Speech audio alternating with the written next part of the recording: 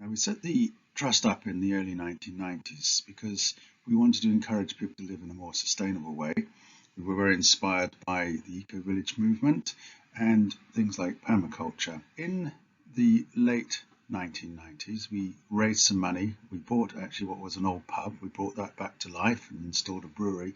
But behind the pub was an area of land which we built 5 eco houses on as an example of what really could happen.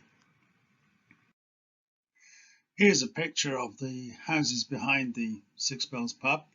They were, what we felt was important at the time was to produce places which were environmentally friendly. So they're super eco, very highly insulated, triple glazed, and used materials that we felt were environmentally friendly as well. And then we went on to build more houses further up the town.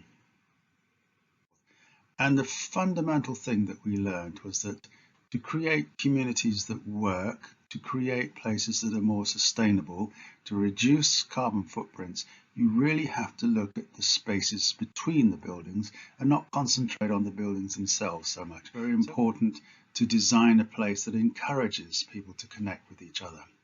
And again, what we discovered, it's the small stuff. It's the nooks and crannies where people might put some plants, as in this case here, or allotments, which are relatively cheap to provide. These are the sorts of things that mean that people meet each other and create good community. Now, part of this presentation is about what we did in times of COVID and what we thought was a good idea in our developments. And I would single out one thing here, which is the porch. It's very important that what these porches do is that they provide a transition between the public and the private space, and it's important that they're open so that people feel they can enter them, otherwise they just become part of the house. The fundamental thing about the porch was that it's enough space there for someone to sit out on it. And when you think about how lonely people have got in times of COVID and generally in our modern society, what you've got here is just the opportunity to sit there. If someone walks by, they're likely to say hello. They're not necessarily going to have a big conversation, but what you've done is you've made that connection with the outside world. And it's been noted in other places that, importantly, if people don't see you sitting on the porch or don't see signs of activity on that porch for a while, the neighbours begin to wonder what's happened to you and will quite likely call round and see if you're okay.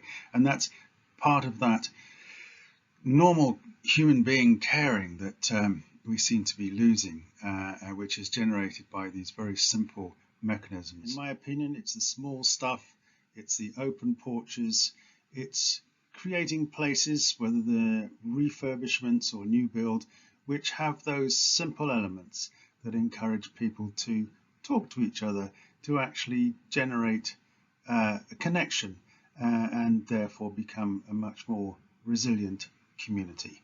And that's all from me. Thank you.